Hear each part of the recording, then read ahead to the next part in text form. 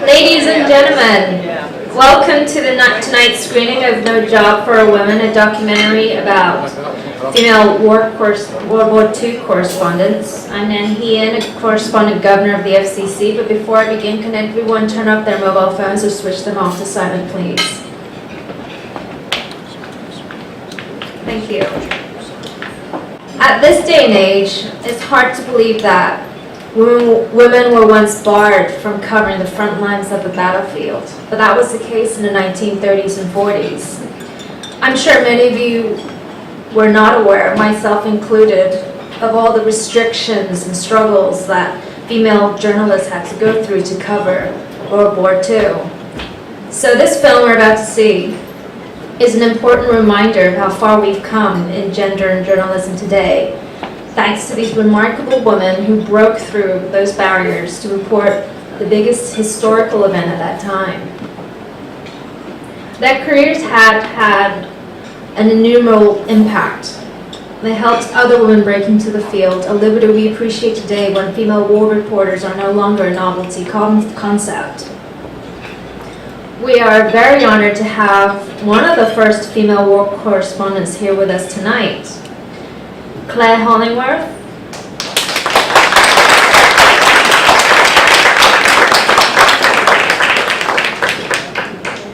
As many of you already know, Claire is a doyenne in World War II coverage. She's also an FCC ambassador. Having covered many conflict zones around the world, she's one of the most recognizable faces in war reporting. The legendary anecdote about Claire that continues to be retold at the main bar is how she was the first journalist to break the news that Germany was about to invade Poland. By the way, that's almost, we're almost approaching the 75th anniversary of that event.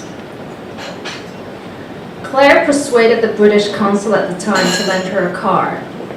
She drove to the German-Polish border, only to witness Nazi troops and tanks approaching Poland. Initially, few people believed her account, but her newspaper did. The Daily Telegraph published the news before every other media news organization. That's one of many contributions from Claire. Thanks for joining us today.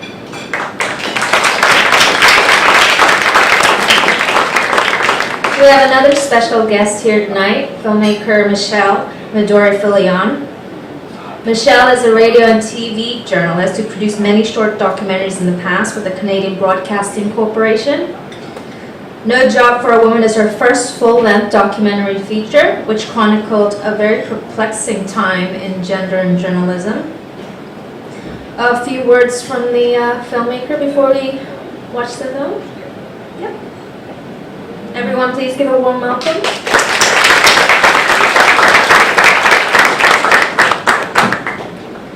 Hi, thank you. I'm thrilled to be here tonight. It's a real pleasure, and thank you to Karsten for actually reaching out to me.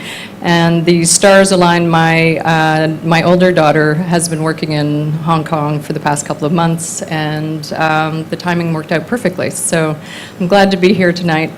I'm sure a lot of you know the women that are in this film, but most people haven't, including myself. So almost 20 years ago, when I was in journalism school, I first read a book called Women of the World, The Great Foreign Correspondents by Julia Edwards, who was herself a foreign correspondent.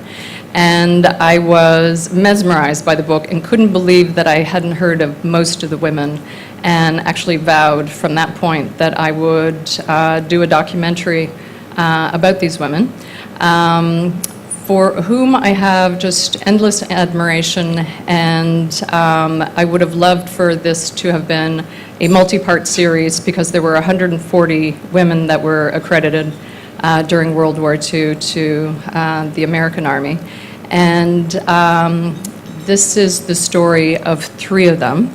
I hope you have a lot of questions afterwards, and I look forward to them. Thank you.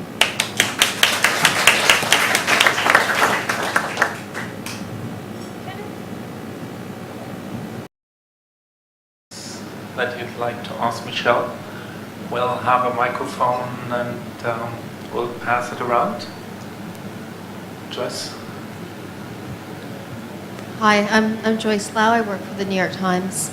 I guess the obvious question, since Claire Hollingworth, she just left, she's 102, she broke the story of the Nazi invasion of Poland on the Polish border in 1939. Just wondering, your film doesn't address any non-American correspondence, and the Brits and the Europeans were in 2 years before the Americans, and there were certainly women amongst other countries, foreign correspondence corps.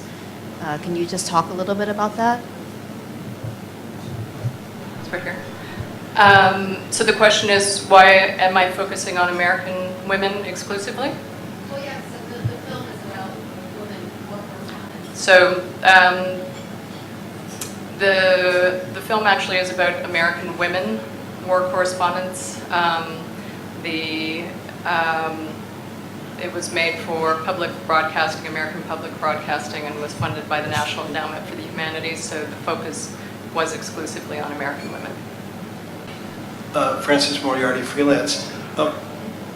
Anybody who knows anything about Hemingway knows that while he was a wonderful writer, he could be a real creep, which I think is made clear.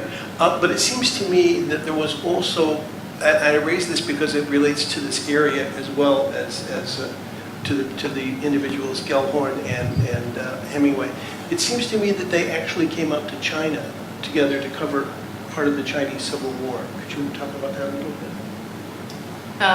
What would you like to know? She had the assignment, and she actually writes about that quite humorously in Travels with Myself and Another, and she only refers to him as UC, which is unwilling companion, because he didn't want to be there.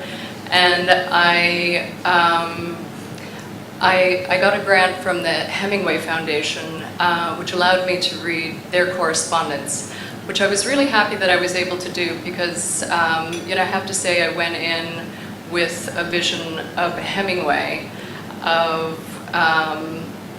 being just this sexist bore, and I was actually pleasantly surprised when I read his correspondence to her that he actually wasn't that. I had a very different impression from his letters of somebody who was actually much more modern in his thinking, and he repeatedly said, the most important thing to me is that you're happy, and if you want to report wars, I encourage you to do that. I want you to do that. And I will take care of the finca.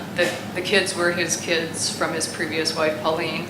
And, so the letters are, I'm taking care of the finca, the kids are coming, don't you worry about it, I'm going to be taking care of them. And the article that I referred to in Travels with Myself and Another, you really see, from her perspective, how much they enjoyed each other. And that's something also that was really another thing that was eye-opening about their relationship. So, I, believe it or not, I did bend over backwards to try to show that he was encouraging her. When he turned on her, he was very nasty. But in this article, you can see what a great relationship that they had together, and how much fun he would have been to be with. What a character he was, how interesting he was, how funny he was, and that she really, really enjoyed him and their time together. But as I said, when he turned on her, he really turned on her. Hi, Mary McHale, and really enjoyed your film. It was brilliant. Thank you. Just a question. Have you done any follow-up interviews with modern-day female journalists, American or otherwise? Because I think in specifics to American television and even CNN, while I see the women on CNN being able to report the hard stories, I sometimes question what they're being asked to wear when they're reporting those hard stories. That's a great question, and I had actually hoped that I would get funding to do exactly that. I interviewed a number of people, telephone interviews and things like that for background for this, and then interviewed the women that you see here, the contemporary reporters.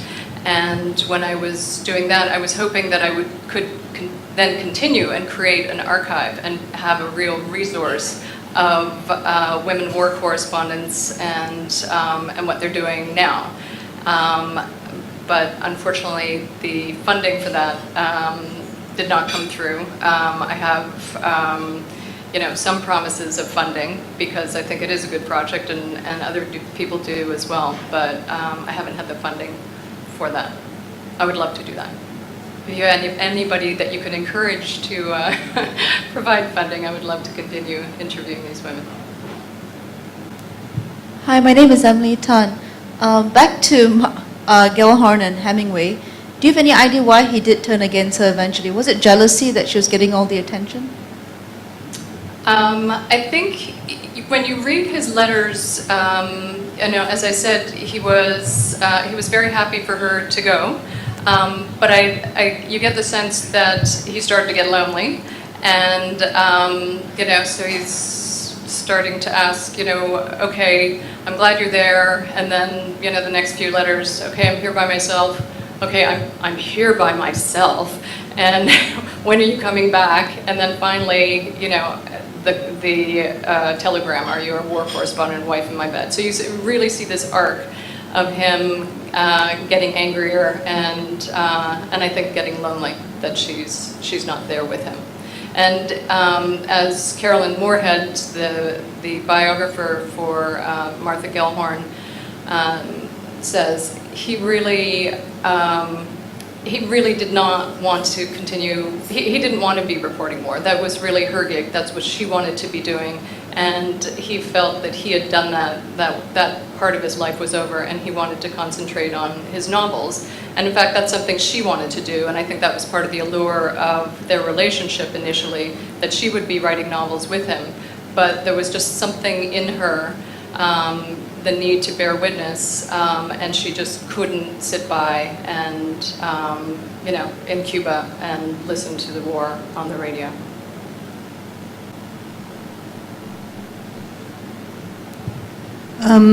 Really enjoyed all the visual that came along with the story. How did you go about to find the right footage to match the stories of the ladies? Because, were they archived being in relation to their immediate locations, and that sort of how you were able to match that, because it does help with the story, but it's always an interesting, sort of part.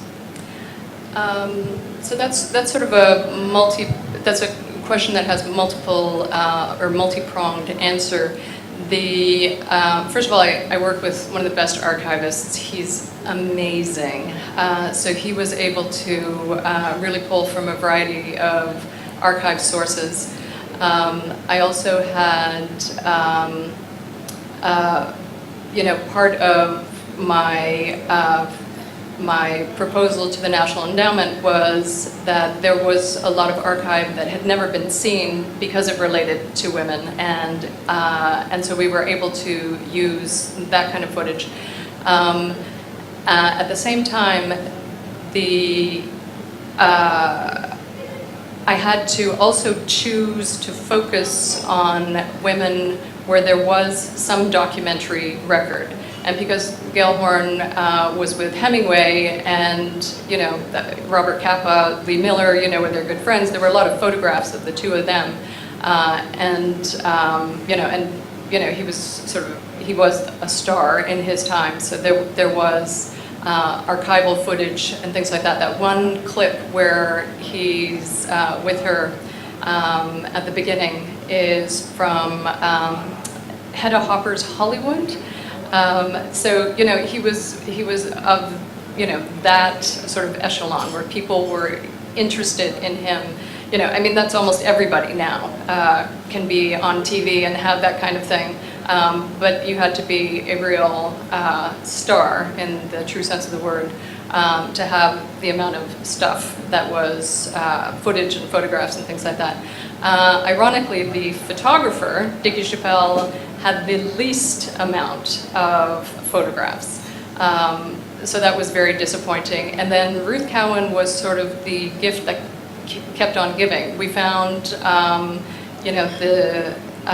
of at the 11th hour, we found that newsreel of women war correspondents, and then lo and behold, there she was, because she was, a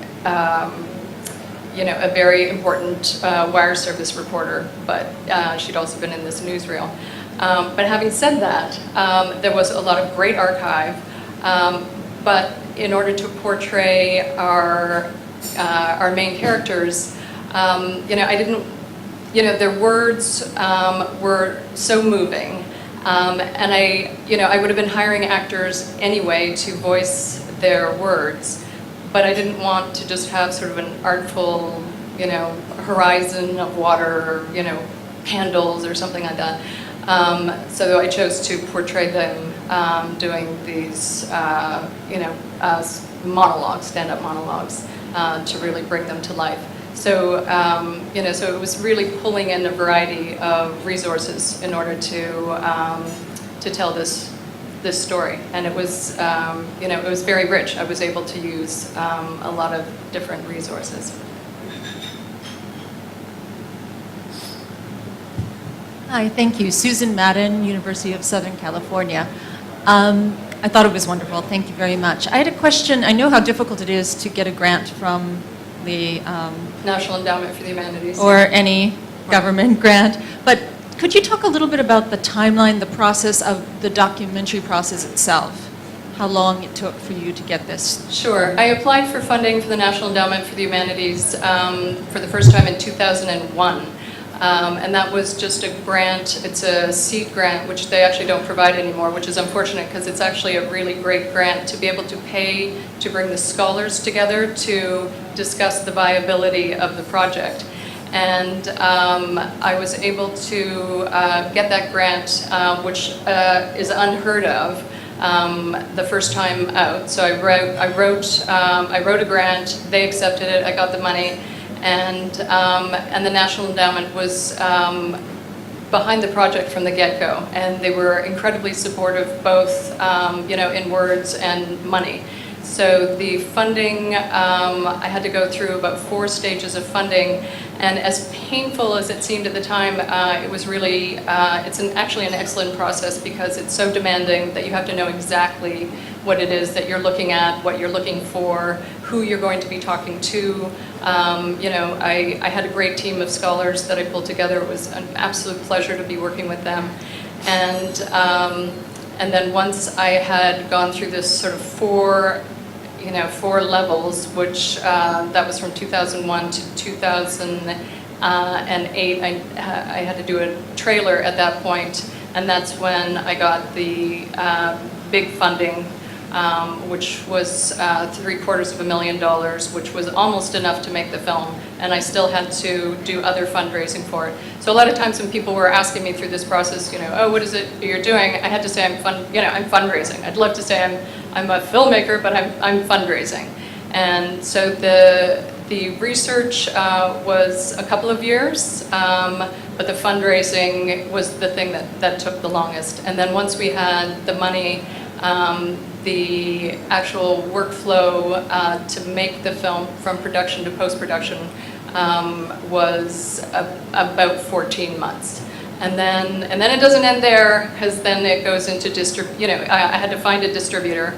And luckily, Women Make Movies was my fiscal sponsor through the process, which doesn't necessarily guarantee that they're going to be your distributor. But they loved the film and they wanted to distribute it. So I had them on my team right away. And so it's gone out to festivals, and they, got PBS to be which again is also not a slam dunk.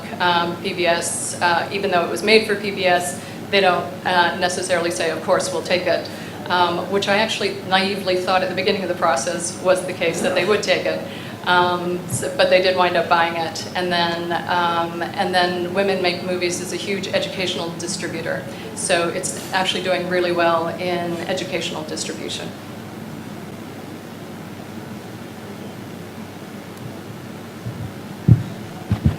Hi, I'm Patty from Hong Kong. I really enjoyed the do. It's like a double whammy. Got a nice dinner and a movie. I wish I've invited more people in. But one of the things I'm always controversial. So I was wondering, because in your film you sort of interviewed the person, and then you have a few female correspondents and maybe one academic who is a man.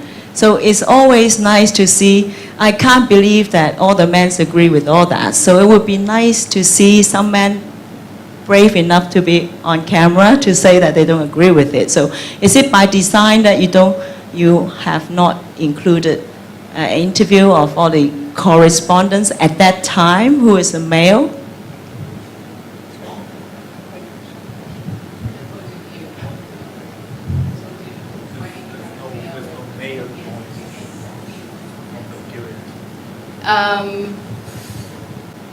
Sorry, I guess I'm still not understanding the question. Why didn't I have any male correspondents from the period? We're talking about why the attitude of being against it. Right.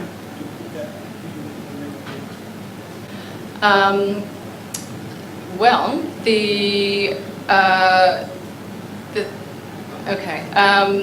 I guess the person that I would point to in that was Wade Gallagher, Wes Gallagher rather, who was the bureau chief, who I think sort of exemplified what the male attitude was at that point in time in terms of not wanting to have women there. But having said that, there were also generals that were actually perfectly okay with women in the war zone. So, and again, there's always the constraints of time. I would have loved to have included a number of other stories, one of them being a discussion that Ruth Cowan had with Patton, who had absolutely no problem with her and was actually was very supportive of her. Where her editor, Wes Gallagher, was not. So, I don't think it was necessarily just exclusively that the men didn't want them there, but that was the predominant attitude. Just a comment more than anything else. There were women, one of whom happens to be a personal acquaintance of mine, she's now passed on, who covered the war on the Eastern Front, not on the Western Front. And they were usually people who were sympathetic to the communist side of things, or the Soviet side as it was then. But there were women correspondents, usually writing for things like the Daily Worker or whatever. Now there may have been some others who were working for more standard publications, but they're just to say that there was on the other side of the fence, on the other side of the incoming troops headed for Germany, some women who did report.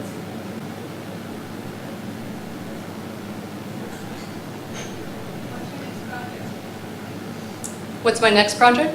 I'm actually fundraising again for another project. I was in India a number of years ago on a journalism fellowship, and the team that I worked with there and I've been trying to work together again. Of course, my cameraman now lives in New Jersey, but the main person, co-producer that I'm working with, still lives in Ahmedabad. And we're working on a documentary looking at the issue of sanitation. And we're doing it from one person's perspective, so it's a very personal look at a huge issue which affects, well, obviously the entire world, but 2.5 billion people worldwide who don't have access to quote-unquote proper sanitation. So it's called Nowhere to Go, and it looks at the woman, a woman who's physically challenged in rural Gujarat, who, despite all the odds, put a latrine in her home and is now trying to convince other people in her village to do likewise. Well, I think if there's no more questions, then Michele, thank you very much. And on behalf of SEC, we have a little gift for you. Oh, thank you very much. Thank you. Okay, thanks. Thanks very much, everybody. Thank you.